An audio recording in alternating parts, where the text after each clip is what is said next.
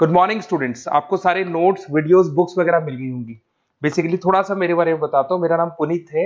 MBA का classes लेता हूँ। 2006 से पढ़ा रहा हूँ। 20 इयर्स का मेरे को एक्सपीरियंस है।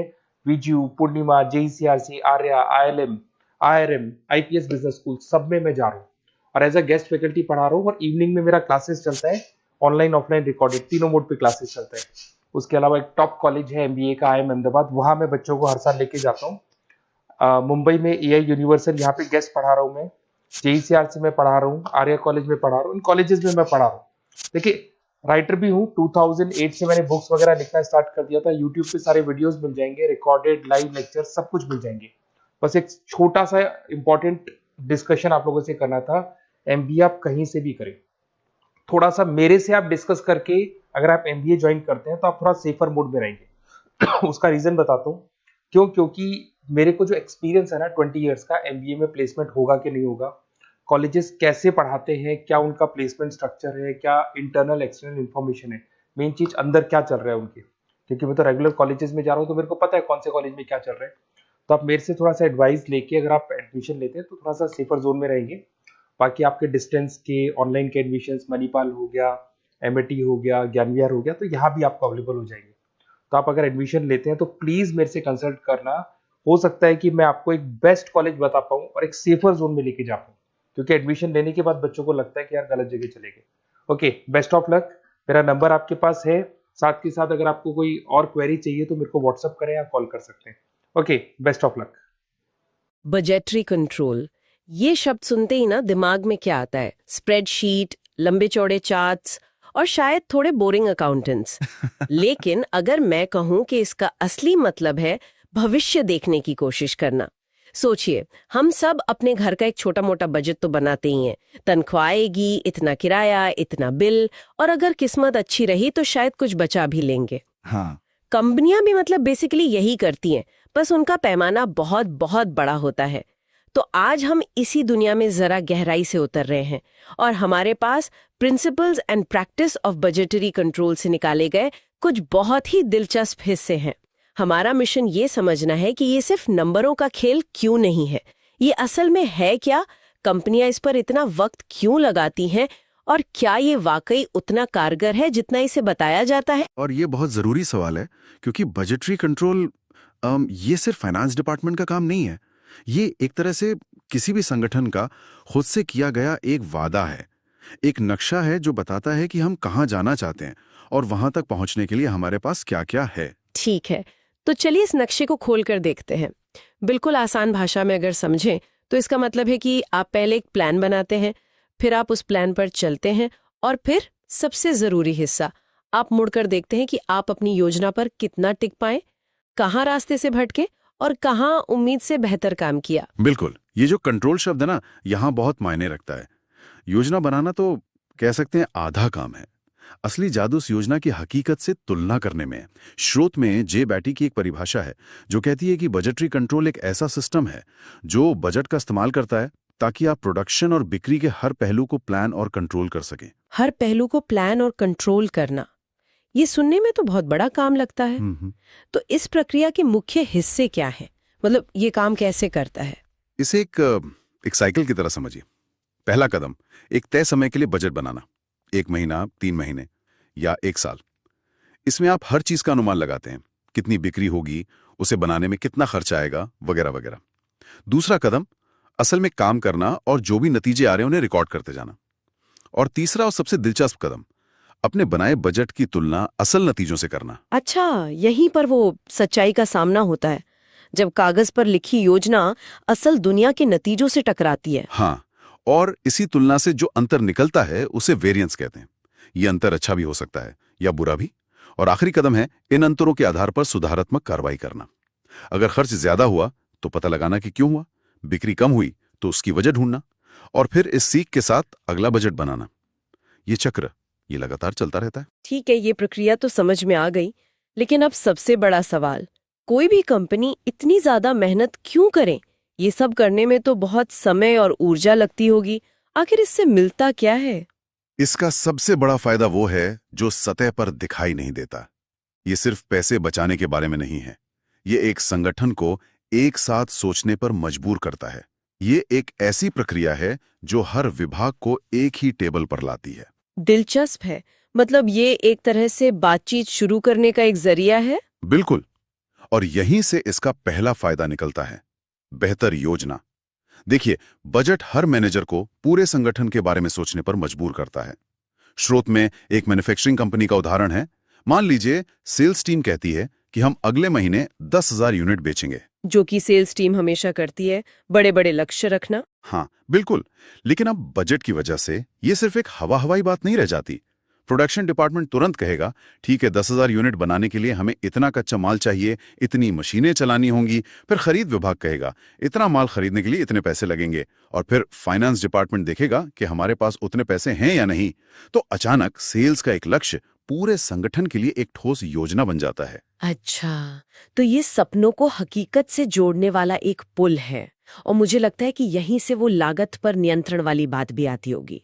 सीधे तौर पर ये इसका दूसरा सबसे बड़ा फायदा है। जब आपके पास हर चीज के लिए एक बजट होता है तो आप हर खर्च पर नजर रख सकते हैं। स्रोत में बिजली के बिल का एक बड़ा सटीक उदाहरण है। मान लीजिए किसी विभाग का बिजली का बजट है 50,000 रुपए। महीना खत्म होने पर बिल आता है 70,000 का। तो अब सवाल पूछे जाएंगे, ये 20,000 ज्यादा कहाँ से आए? क्या मशीनें फालतू में चलती रहीं या एसी बंद नहीं किए गए? ये तो ऐसा है जैसे हम अपने फोन में देखें कि कौन सा ऐप सबसे ज्यादा डेटा खा रहा है। बिना उस जानकारी के हम बस बिल भरते रहेंगे। एकदम सही कहा। बजट आपको बताता है कि आपका डेटा कहाँ लीक हो रहा है। ये बर्बादी को रोकता है। आपने विभागों के बीच बातचीत की बात की थी, ये समन्वय वाली बात थोड़ी और समझाइए। ये शायद बजट का सबसे शक्तिशाली लेकिन सबसे मुश्किल हिस्सा है। सच बताऊं तो विभागों के बीच समन्वय ही वो जगह है जहां सबसे ज्यादा बहस होती है। सेल्स टीम हमेशा आसमान छूने वाले टारगेट चाहती है और प्रोडक्शन टीम हमेशा कहती है कि ये मुमकिन नहीं है। तो बजट एक तरह से रेफरी का काम करता है। एक तरह से, हाँ। ये उन दोनों को एक ही भाषा में बात करने पर मजबूर करता है, आंकड़ों की भाषा में। जैसा हमने पहले कहा, बिक्री बजट से उत्पादन बजट बनता है, उत्पादन बजट से खरीद बजट, और इन सबसे मिलकर बनता है कैश बजट। ये एक चेन रिएक्शन है। अगर एक भी कड़ी कमजोर हुई तो पूरी चेन टूट जाएगी। और जब सब कुछ इस तरह जुड़ा होता है तो जिम्मेदारी तय करना भी आसान हो जाता होगा। अब कोई ये नहीं कह सकता कि ये मेरा काम नहीं था। यही इसका चौथा फायदा है। सेल्स मैनेजर अपनी बिक्री के आंकड़ों के लिए जिम्मेदार है, प्रोडक्शन मैनेजर अपनी लागत को बजट में रखने के लिए। जब लक्ष्य साफ होते हैं तो जवाबदेही अपने आप बढ़ जाती है। तो ये हर विभाग के लिए एक तरह का रिपोर्ट कार्ड बन जाता है। इससे प्रदर्शन का मूल्यांकन भी होता होगा। हाँ, और ये एक निष्पक्ष रिपोर्ट कार्ड होता है। साल के अंत में प्रबंधन सिर्फ इस आधार पर फैसले नहीं लेता कि कौन सा मैनेजर ज्यादा बातें करता है। वो सीधे आंकड़ों को देख सकते हैं, किसने अपने लक्ष्य पूरे किए, किसने कम खर्च में ज्यादा काम किया। ये मूल्यांकन को ऑब्जेक्टिव बनाता है। और ये सारी जानकारी, ये योजना, लागत पर नियंत्रण, ये सब मिलकर प्रबंधन को बेहतर फैसले लेने में भी तो मदद करते होंगे। निश्चित रूप से। ये इसका छठा फायदा है। बजट रिपोर्ट सिर्फ पिछली गलतियां नहीं बताती, वो भविष्य का रास्ता भी दिखाती हैं। अगर किसी प्रोडक्ट की लागत लगातार बढ़ रही है तो शायद उसे बंद करने का समय आ गया है। बजट एक गाइड की तरह काम करता है। और जब ये सब कुछ सही से होता है तो इसका सीधा नतीजा तो कंपनी के मुनाफे पर पड़ता होगा। अंत में बात वहीं आती है। जब बर्बादी कम होती है, दक्षता बढ़ती है तो मुनाफा बढ़ता है, और साथ ही कैश बजट ये पक्का करता है कि कंपनी के पास अपने बिल चुकाने के लिए हमेशा पैसा हो। कई अच्छी कंपनियां सिर्फ इसलिए डूब जाती हैं क्योंकि उनका कैश मैनेजमेंट खराब होता है। ठीक है, ये बातें तो बहुत मजबूत लग रही हैं। चलिए अब इसे एक ठोस उदाहरण से समझते हैं, जैसा स्रोत में दिया गया है, ताकि ये और साफ हो जाए। मान लीजिए कंपनी है जो महीने की शुरुआत में अपना बजट बनाती है। उनका अनुमान है कि इस महीने उनकी बिक्री होगी 10 लाख रुपए की। इस बिक्री को हासिल करने के लिए उनका अनुमानित खर्च है 7 लाख रुपए। तो कागज पर उनका अपेक्षित मुनाफा हुआ 3 लाख। ये उनकी योजना है। अब महीना खत्म होता है और हकीकत के आंकड़े सामने आते हैं। असल में बिक्री हुई 9.5 लाख रुपए और असल खर्च हुए 7.5 लाख। तो बिक्री 50,000 कम हुई और खर्चे 50,000 ज्यादा हो गए। मतलब जो मुनाफा 3 लाख का होना चाहिए था वो असल में सिर्फ 2 लाख का हुआ। ये तो 1 लाख का सीधा झटका है। तो अब क्या होगा? अच्छे सिस्टम में ये सजा देने का नहीं बल्कि सीखने का मौका है। अब प्रबंधन इन दोनों आंकड़ों को साथ रखेगा। पहला सवाल, बिक्री 50,000 कम क्यों हुई? क्या हमारी मार्केटिंग ने ठीक से काम नहीं किया, या बाजार में हमारे प्रतियोगी ने दाम घटा दिए? वजह कुछ भी हो सकती है। मतलब सिर्फ सेल्स टीम पर उंगली उठाने के बजाय वजह की तह तक जाना। बिल्कुल। और खर्चों के लिए भी यही होगा। ये अतिरिक्त 50,000 कहाँ गए? क्या कच्चे माल की कीमत बढ़ गई? अगर हाँ, तो क्या हम किसी और सप्लायर से बात कर सकते हैं, या हमारी किसी मशीन में खराबी आ गई थी? इन सवालों के जवाब ही अगली बार के लिए बेहतर बजट बनाने में मदद करते हैं। यही पूरी प्रक्रिया, यही बजटरी कंट्रोल का सार है। ठीक है, ये सब सुनने में बहुत तार्किक और एक आदर्श व्यवस्था जैसा लगता है, पर असल दुनिया इतनी सीधी नहीं होती। मुझे यकीन है कि इस सिस्टम को लागू करने में कई मुश्किलें भी आती होंगी। ये कोई जादुई छड़ी तो नहीं है। आप बिल्कुल सही जगह पर पहुंची हैं, और यह समझना बहुत जरूरी है, इसकी अपनी सीमाएं हैं। सबसे पहली और बड़ी सीमा यह है कि बजट सिर्फ अनुमानों पर आधारित होते हैं, और भविष्य का अनुमान लगाना मौसम की भविष्यवाणी करने जैसा है। आप कितना भी अच्छा शोध कर लें, अचानक कोई आर्थिक मंदी, कोई नई तकनीक या कोई महामारी आपके सारे अनुमानों को गलत साबित कर सकती है।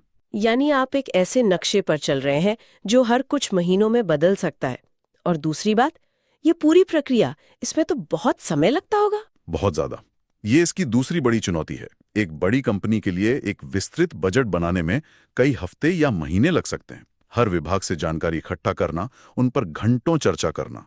कई बार तो ऐसा होता है कि जब तक बजट पास होता है, तब तक बाजार के हालात ही बदल चुके होते हैं। और हमने जो विभागों के बीच समन्वय की बात की थी, क्या वो कभी-कभी सबसे बड़ी कमजोरी नहीं बन जाता?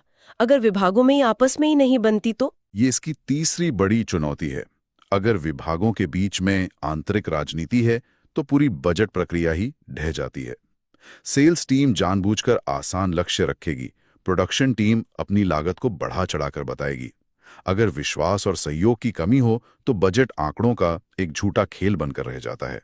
एक और बात मेरे दिमाग में आ रही है, अगर लक्ष्य इतने सख्त हों, तो क्या ये कर्मचारियों पर बहुत ज्यादा दबाव नहीं डालता? मतलब सिर्फ टारगेट पूरा करने के लिए शायद सेल्स वाले ग्राहकों को ऐसे सौदे बेचते हैं जो कंपनी के लिए लंबे समय में फायदेमंद ना हो। ये एक बहुत ही गंभीर और वास्तविक समस्या है। अगर बजट के लक्ष्यों को बहुत सख्ती से लागू किया जाए, तो ये कर्मचारियों में तनाव और हताशा पैदा कर सकता है। लोग सिर्फ आंकड़े पूरे करने पर ध्यान देने लगते हैं, भले ही उसके लिए गुणवत्ता से समझौता करना पड़े। वो बड़ा लक्ष्य भूल जाते हैं और बस अपनी स्प्रेडशीट के नंबरों को ठीक रखने में लग जाते हैं। और आखिर में वो बाहरी कारक हैं जिन पर किसी कंपनी का कोई नियंत्रण नहीं होता। सरकार ने अचानक टैक्स बढ़ा दिया, महंगाई बढ़ गई। ये वो तूफान है जो आपकी सबसे अच्छी बनाई नाव को भी डुबो सकते हैं। तो आज की इस पूरी बातचीत को अगर समेटा जाए, तो हमने देखा कि बजटरी कंट्रोल एक बहुत शक्तिशाली उपकरण है। ये एक रोड मैप की तरह है जो योजना बनाने, खर्चों को काबू में रखने में मदद करता है। लेकिन साथ ही ये अनुमानों पर आधारित है, इसमें समय लगता है, और अगर इसे ठीक से लागू न किया जाए तो ये फायदे से ज्यादा नुकसान कर सकता है। तो इन सब का क्या मतलब है? हम इसे किस तरह देखें? इसका मतलब यह है कि बजटरी कंट्रोल सिर्फ एक अकाउंटिंग टूल नहीं है, ये एक प्रबंधन दर्शन है। ये इस बात पर निर्भर करता है कि आप इसे कैसे इस्तेमाल करते हैं। अगर इसे एक हथौड़े की तरह इस्तेमाल किया जाए, लोगों को डराने के लिए, तो ये संस्कृति को बर्बाद कर देगा। लेकिन अगर इसे एक कंपास की तरह इस्तेमाल किया जाए, जो सबको सही दिशा दिखाए, तो ये संगठन को नई ऊंचाइयों पर ले जा सकता है। इसकी सफलता इस बात में नहीं है कि स्प्रेडशीट कितनी अच्छी बनी है, बल्कि इस बात में है कि उसे चलाने वाले लोग कितने बुद्धिमान और लचीले हैं। और यहीं से हमारे श्रोताओं के लिए एक सोचने वाली बात निकलती है। स्रोत में यह साफ बताया गया है कि बजटरी कंट्रोल कर्मचारियों पर दबाव बना सकता है। तो सवाल ये उठता है कि दक्षता और नियंत्रण के लिए बनाया गया कोई उपकरण कब नवाचार, रचनात्मकता और कर्मचारियों के मनोबल को दबाने लगता है। आज की तेजी से बदलती दुनिया में कोई भी संगठन सख्त बजट लक्ष्यों और जरूरी लचीलेपन के बीच सही संतुलन कैसे बना सकता है? क्या ज्यादा नियंत्रण हमेशा बेहतर होता है, या कभी-कभी थोड़ी अव्यवस्था ही नई विचारों को जन्म देती है?